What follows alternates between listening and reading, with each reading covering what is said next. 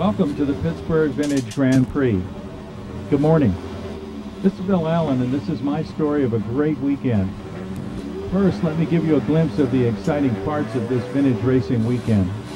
We had intermittent rain the entire weekend. At times it really poured, but fortunately not during our practice sessions or race. But it was still pretty wet.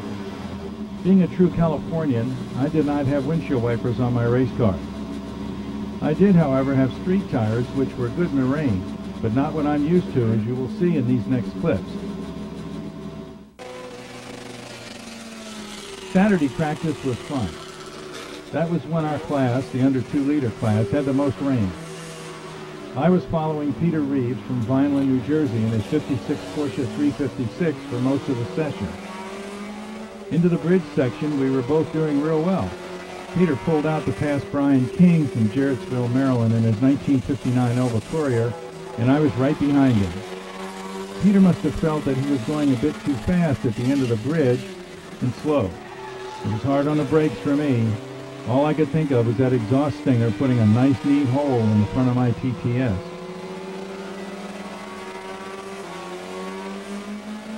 About 2 laps later, I saw an opportunity to pass Peter at turn 11 and 11A. I passed him on the inside.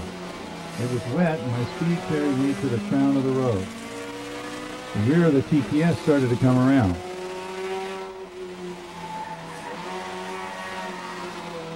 I caught it, but it was a moment that was really exciting. I remember thinking for the first time driving that NSU-TTS that I was going to roll it. But the TTS is very forgiving. I waved at Peter, hoping I didn't cause him too much concern.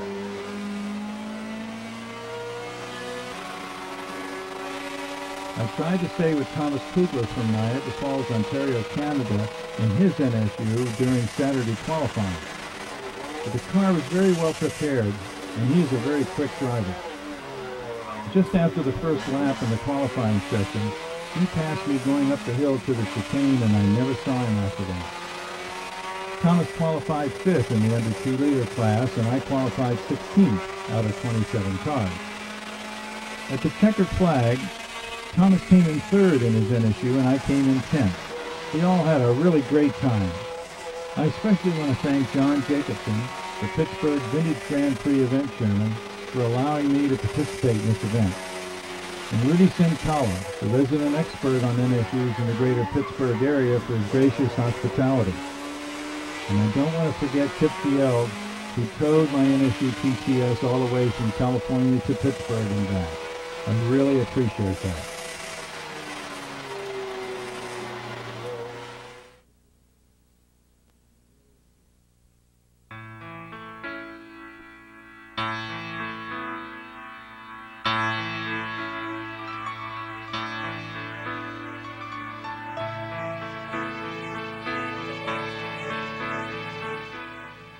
For me, it started in April '99.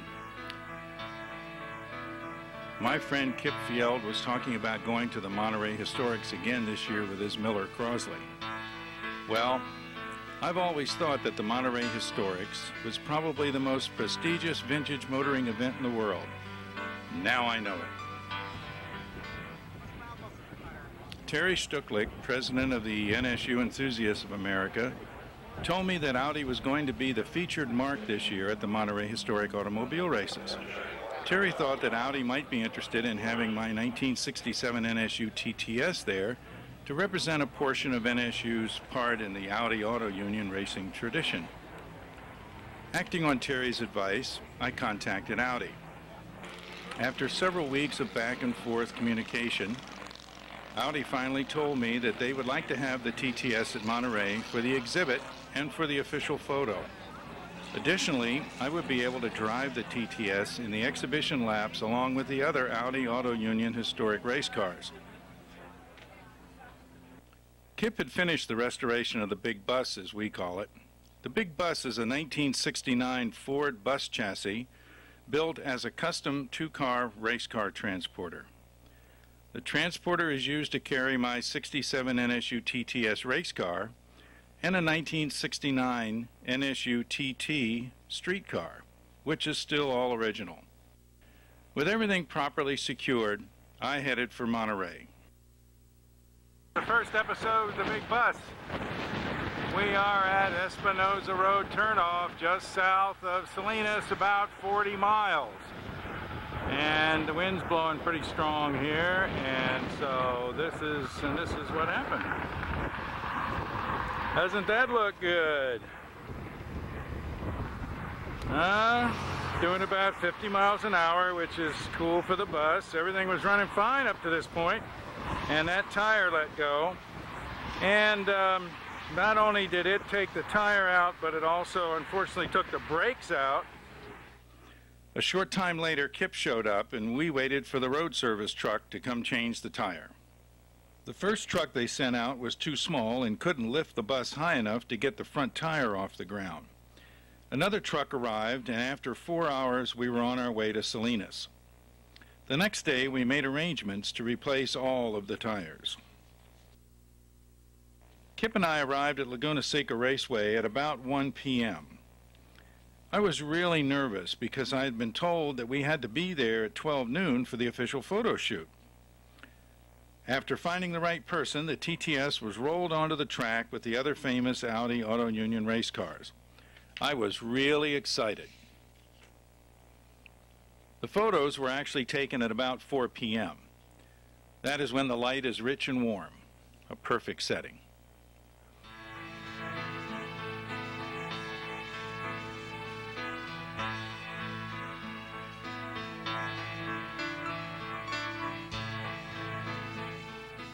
The German contingent from Audi NSU took charge of the TTS and rolled it to the display tent.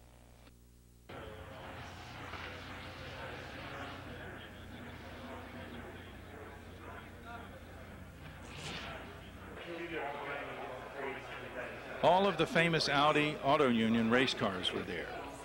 The center of attraction were the beautiful Auto Union Grand Prix cars of the 30s.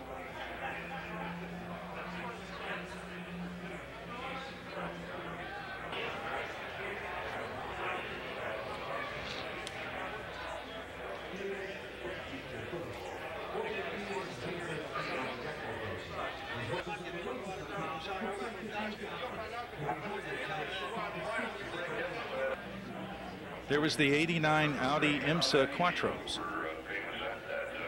Siegfried Spiess's '67 NSU Wankel Spider that won the 1969 German Hill Climb Championship.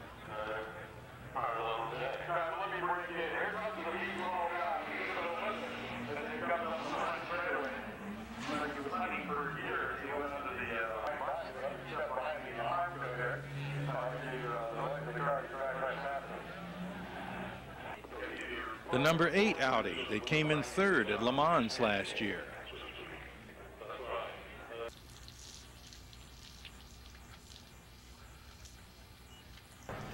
The Audi Quattro Club had a display in the Quattro Corral and a concours competition. There were over 250 Audi Quattros from all over the United States and Canada.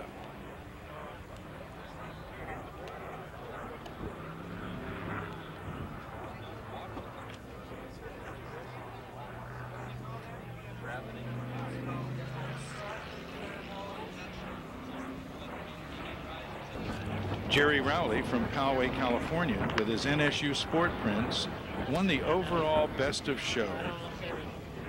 Bob West brought his son and his Del Fosse Formula 4 car.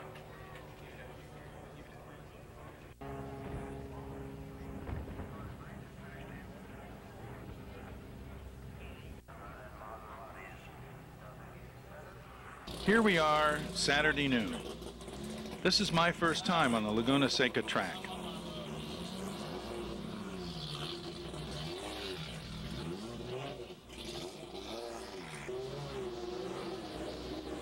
Jack Field, Kip's father, and I are waiting to join the other Audi Auto Union race cars for a few hot laps.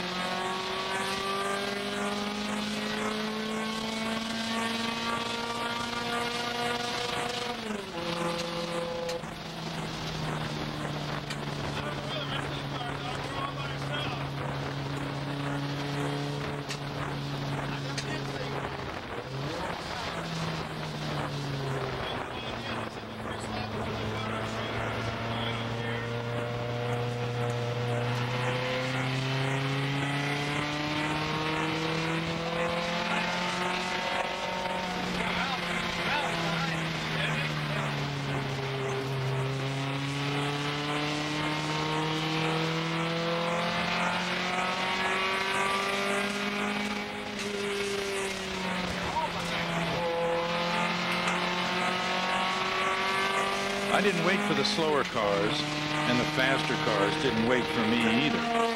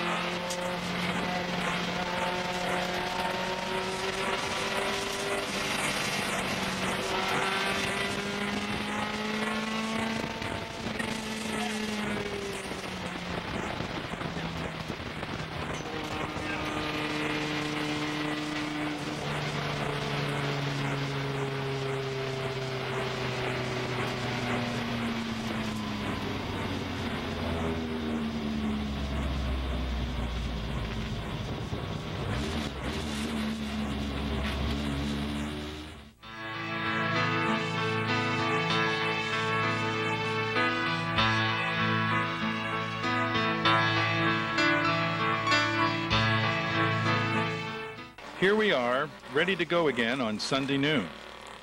We were told no passing for the first 2 laps. My passenger was Karen Miller from Minneapolis, Minnesota.